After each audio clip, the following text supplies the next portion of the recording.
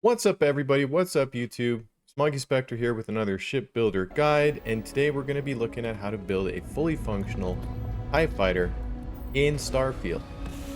So at this stage of the video, I just wanted to show everybody what the finished product looked like, how close we were able to make it, the way that we were able to set up the weapon systems and the lasers to make it look and sound like the real thing.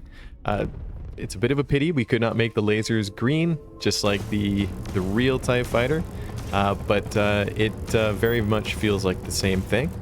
You know, just kind of as a quick comparable here, we do have a photo.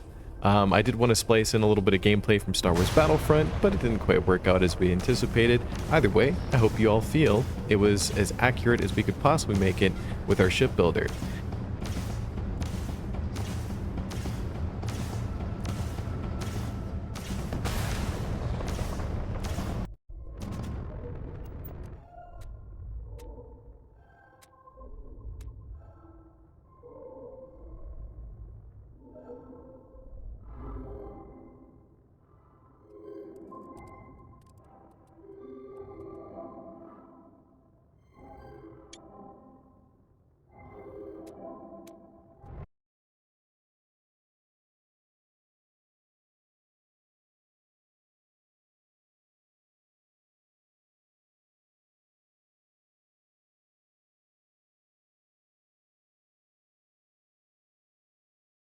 In this portion of the video, we're going to break down the structure and some individual modules that were used to help you get the same look on your build.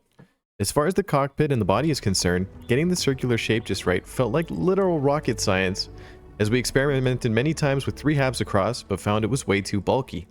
Ultimately, the circular fuel tanks, ramp, wing combinations helped us get the best results so far.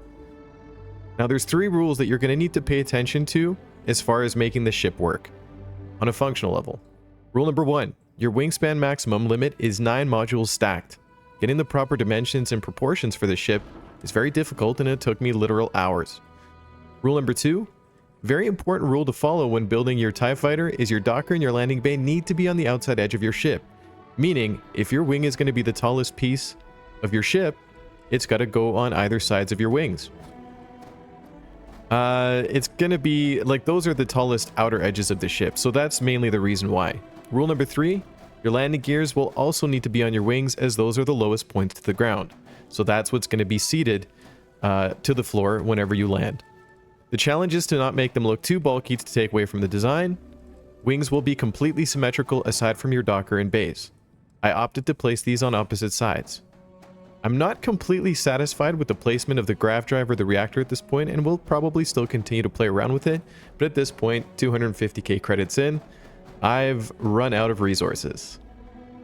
Thank you so much for watching, and if you enjoyed today's video, please don't hesitate to like, subscribe, and comment below as to your thoughts, and maybe if you tried some different things. We'd love to hear about it.